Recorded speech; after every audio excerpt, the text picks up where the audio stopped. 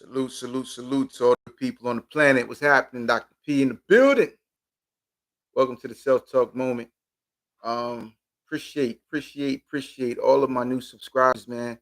Good looking out. I was trying to figure out how to go live from my phone, and it said that I needed more than or at least 50 subscribers, and I wasn't quite there yet. So all of y'all that came through and looked out and subscribed to get me over that 50 mark, I appreciate it. Now, for some reason, the app on my phone don't work, so I gotta uninstall it, then install it, then I'm gonna rock with it again. But we back in the building. The title of this is Persona versus Persona, and I ain't gonna be on here too long, but I'm gonna just drop some nuggets with you on how this ideology came to mind. Most of you will already know that I'm a therapist. I'm a licensed clinical mental health therapist, and what I do is I help people uh, who hurt. I like to say to my folks whenever I work with them that crazy people do not come to counseling. People who have been through some crazy stuff come to counseling. And what I do is I help them figure out how to manage life on life terms. Um, I give people a game plan, I give people a roadmap, a recipe that works for them to be able to cook, navigate on their own. No one should come to counseling and then make it their lifelong thing to do. If anything, the time you spend in counseling is like it's equivalent metaphorically to learning how to ride a bike on training wheels. And once you figure out the mechanism of balancing, which is a skill set, then you can take the training wheels off and go operate according to your skill set, right? So counseling is designed to teach you skill sets on how to navigate and manage life on life terms. However, what I see often, and this is not just for my folks that come to therapy, it's also for folks that I recall growing up with in the hood, um, folks that I might have played football with, folks that I've passed along in my journey or linked up with in my journey somehow, some way. Um, you know, Whenever we go through challenges in life, we uh, we alter. Yeah, that's a better word. We alter who we were for the sake of survival. We never stay the same way when we go through an experience, right? And that alteration is designed to help us in whatever way help looks like. It's usually triggered by a survival mode response, which is the fight, flight, freeze, fawn. And we learn the skill set organically in that moment to adopt the avoidance, the fight mentality, the people pleasing mentality, whatever it might be, to deactivate any threats that may manifest. And in that adoption, we also adopt or put on a facade, a persona. You might hear people often say, especially in relationships, "Yo, I don't trust people no more. I don't trust nobody. I stay to myself. I'm an introvert. I isolate." That's not who they truly want to be. That's who they learned to become. And so a person who says that they're an introvert or they like to isolate, they're operating in freeze or flight based upon their survival mode. They just don't know it because they've normalized it. And what happens is this persona or this adoption of, yeah, this is how I am, or I'm just always angry 24/7. This person adopted fight, you know, the persona of fighting because they're in survival mode. And so what happens is you get a bunch of hurt people on the planet who all have representatives. I've heard it used in that term before too. You end up starting to connect and meet representatives, not real people or not the authentic person. You start meeting their representative. And as a result of that, you're developing an ingenuous, a disingenuous, ingenuous. You're developing a non-authentic relationship with someone. It's not the real person. So many of you are joining relationships. Number one, I like to say primarily with your own idea of what this relationship is going to do for you, You're more so getting into a relationship with your own ideas about the relationship and not really with the person. And then two, the person you're getting into a relationship with seldomly is who they truly are.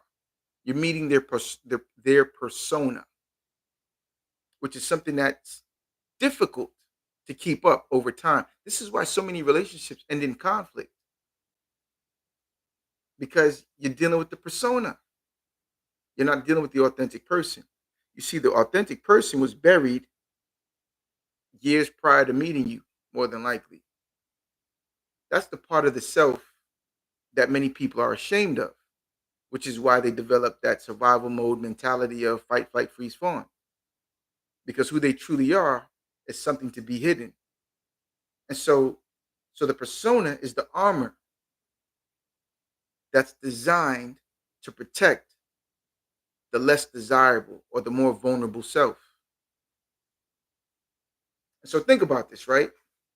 If if I have an issue with me or my less desirable self, the part of me that's vulnerable that I don't want to have a connection with, what makes you think I'm going to have a connection with you that's going to be genuine?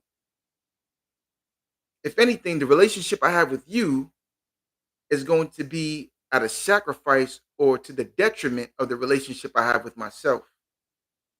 And the more I give to you, the more empty I become, especially from not being 100% authentic. And then you know what that happens? You know what happens after that? I become exhausted, mentally strained. You now become an aggravation to me. The person who I'm supposed to be in love with, or you're supposed to love me, whatever it might be, I now consider you a dang on nemesis or an arch enemy, someone who taxes me, not because of anything you did, but because of my commitment to managing this persona just to keep you interested in me or to maintain a imprisonment of who I truly am by managing this facade. It's exhausting. And again, this is why many people would dub themselves an introvert or someone who doesn't like people, or someone who doesn't trust, because it's just safer to adopt that belief system. All of it's unhealthy. So here's the thing about experiences, though. Um, they experiences have a duality to them, meaning that they could be one or the other.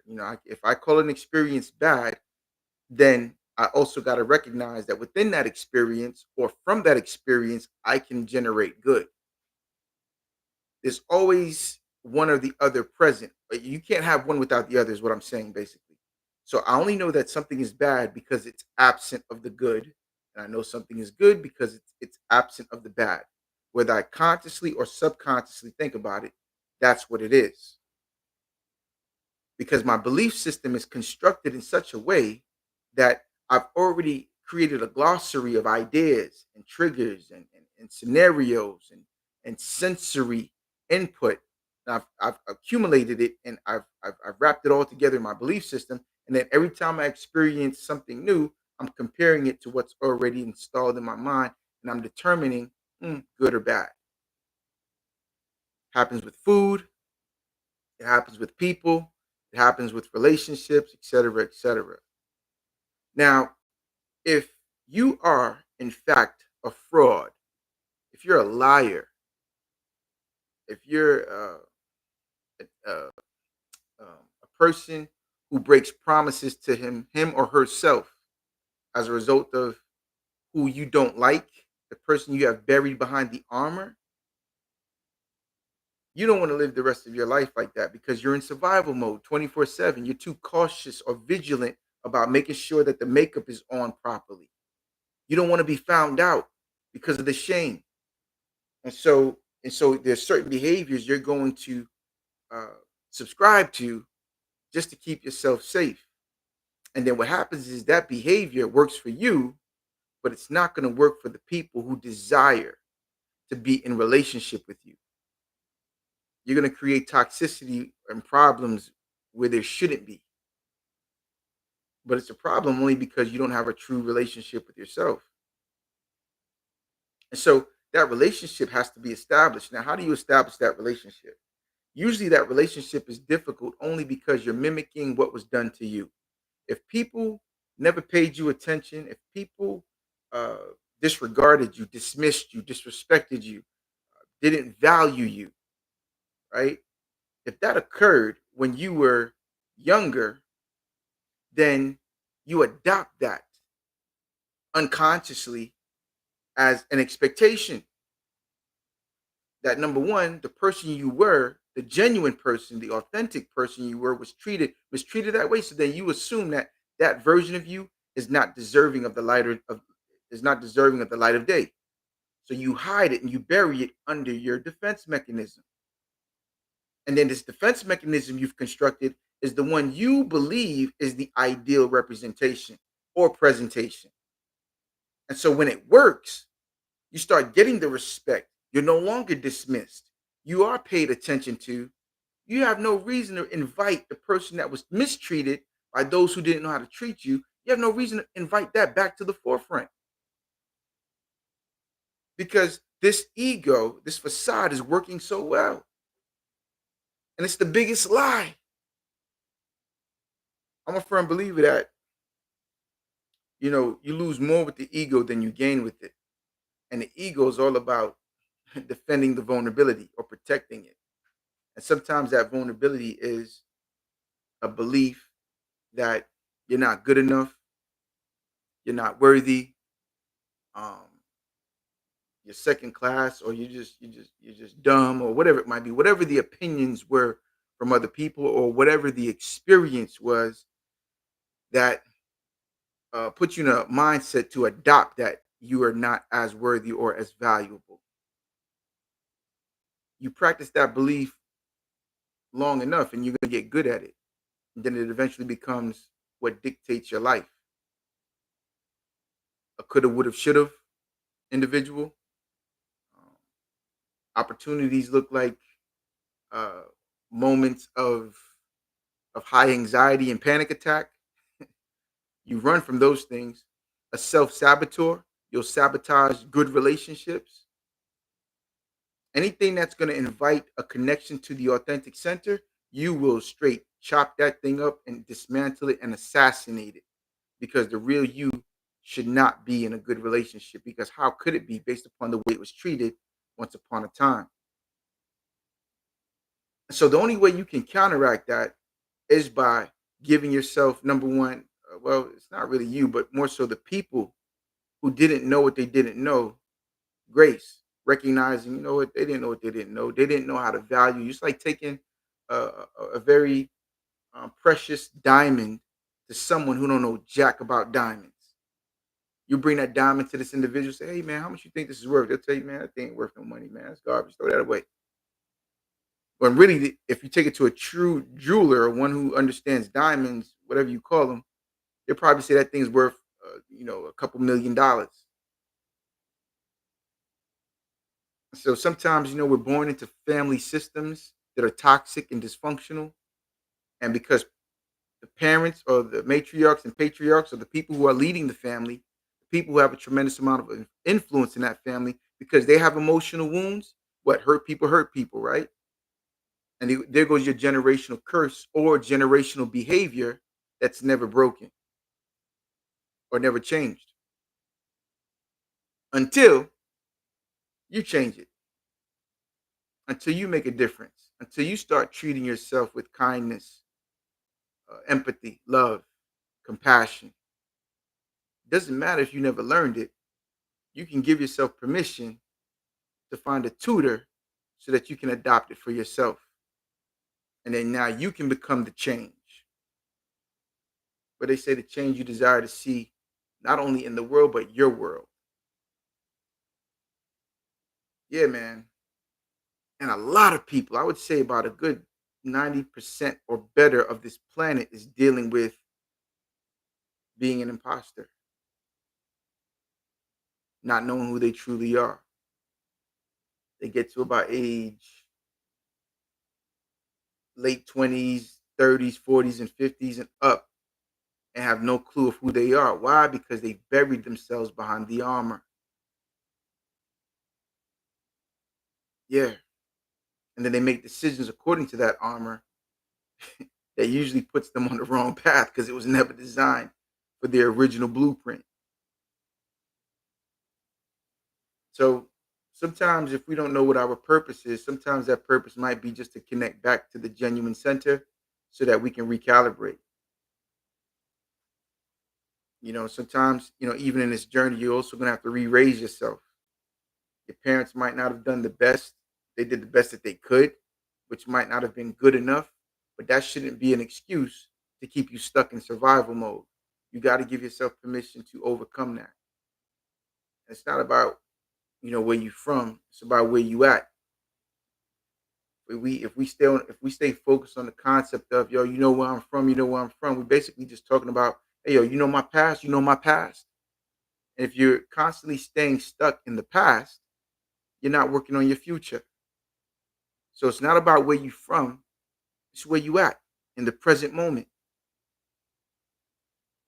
And that's where you need to be making your decisions from, and also about. Make your decisions about the present moment and make your decisions from the present moment. Doesn't matter where you're from, it's about where you're going. So you got to have yourself a destination. you know, I love what I do, man. I'm thankful for my journey that put me in the predicament to be able to do this, man. It's just amazing how the divine alignment works. Um, so, in order for you to break the persona, one must first figure out ways to re raise themselves and rewrite the narrative. You can't live the narrative according to other people's opinions about yourself. It's got to be the opinions you create about yourself. And guess what? You can manufacture an opinion from anywhere. You can say right here, right now, I am adequate. I am enough. I am amazing. I am whatever you need to tell yourself. And you say it till you believe it. And then you start now, okay, what do I need to do to activate uh what experiences do I need to commit to in order to validate this statement, these affirmation statements? And I would tell you that sometimes you got to go in the direction of your fear. They say you can't develop courage without facing a fear. That's where you should start. If you got an issue with people's judgment, fear of judgment, just do it. Do whatever you feel they say they're gonna say about you. Just do it anyway. Sometimes, especially in the first responders world, it's all about, yo, I can't talk about my emotions because people are gonna judge me. They're gonna say I'm weak. Talk about your emotions. That's how you develop your courage. You gotta have like a effort mentality, whatever. Because at the end of the day, can't nobody crap what you eat. So it shouldn't matter what they say anyway. So many of us are just so crippled and disabled by the fear of what people are going to say, by the fear of rejection, by the fear of all these things that don't exist in the world, only in our imagination. An imagination that might have been impacted by trauma. And then we're making decisions and ideas, coming up with a reality based upon those faulty thoughts and ideas.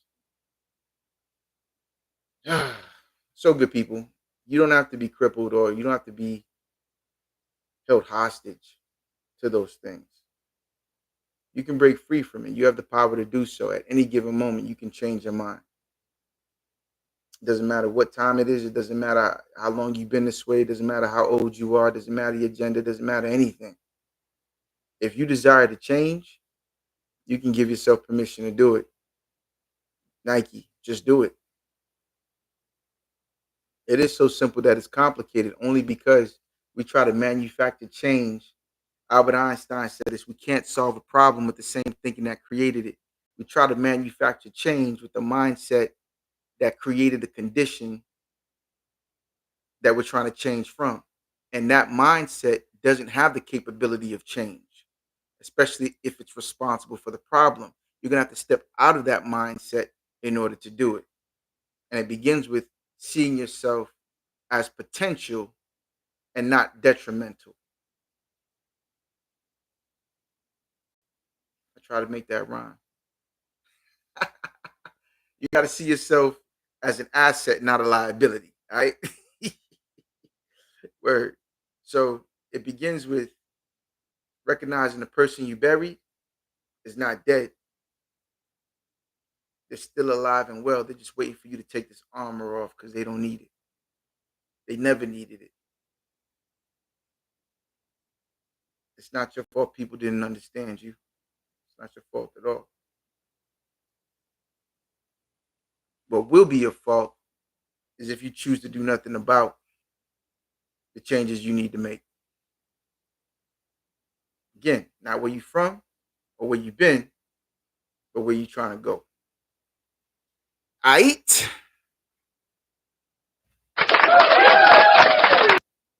Now, sometimes, if you don't understand, um, that you have the power to do exceedingly and abundantly above all that you can think of to the highest level, sometimes you need to just slap yourself. All right. Sometimes that'll work. I'm over here. Don't mind me, man. I'm playing around with this bundle. Yeah, man. So anyway, much love, good people. So eliminate the persona, right? Because again, you don't want to give people a misrepresentation of who you are. You want to be able to show up genuine and authentic so that you ain't got to work too hard to keep up that facade. Just show up as you are. And again, if you have a hard time embracing who you are, spend time, either go see a mental health professional and spend time with that professional to figure out how to decode, unlock, dismantle the psychological armor or defense mechanisms you've put in place in order to keep the real version of you safe, but also stuck.